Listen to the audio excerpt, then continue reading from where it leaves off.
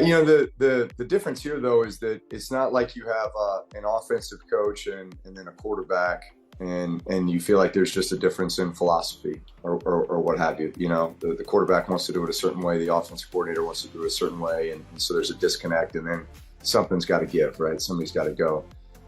In this case, you've got Robert Saleh, who's a defensive coach, right? And then, obviously Aaron Rodgers being the quarterback of the offense. So, if you're just looking at it from that perspective, it's like, hey, this looks like a perfect match.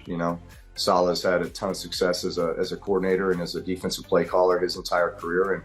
And look, they're a very high performing defense even through the first 5 games of this year. I think they're definitely top 10. And so, and obviously, look, the team's 2-3, right? And so you have struggles, and so and obviously that was not expectations. Here's what I believe happened. What I would venture to guess happened is you lose that game in London. You shouldn't have lost that game, right? It's a long plane ride back.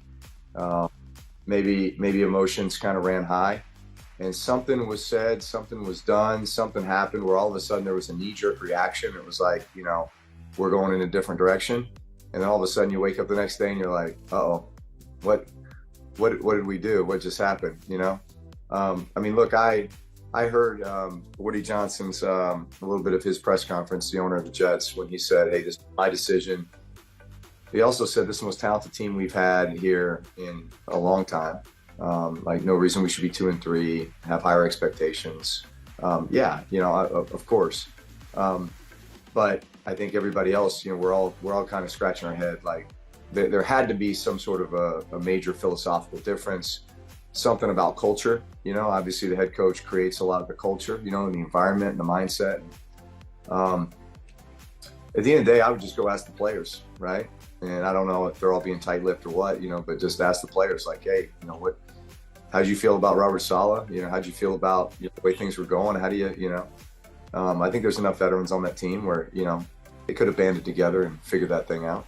Well, it's exciting because I've got a 15-year-old boy, almost 14-year-old boy, and then a 12-year-old boy. So the car shopping experience is going to be very real here very soon. And just in my own personal research, I feel like Car Gurus is that place that allows you to kind of undergo the exact same preparation and attention to detail, in choosing the car that, I have, my entire career in my business. So best deals, best experience, and obviously being able to find the best car that works for you and your family.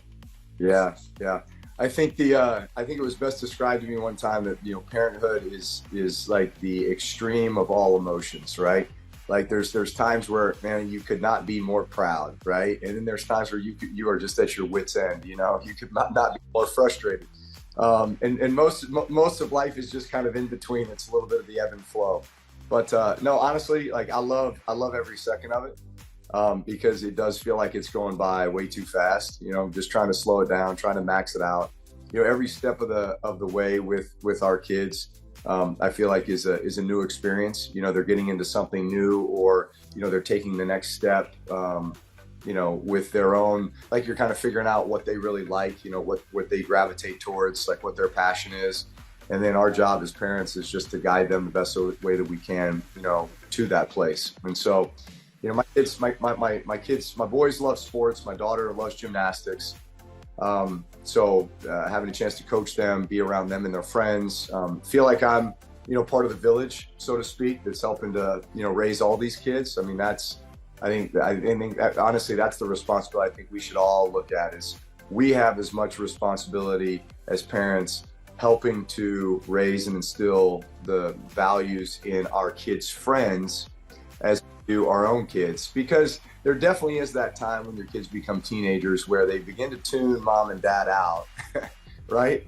And they're listening more to, the coach, the teacher, some of those mentors in their life. And so you just want to try to surround them with the people that are going to instill the same, value structure that you would, but it's just coming from a different mouthpiece.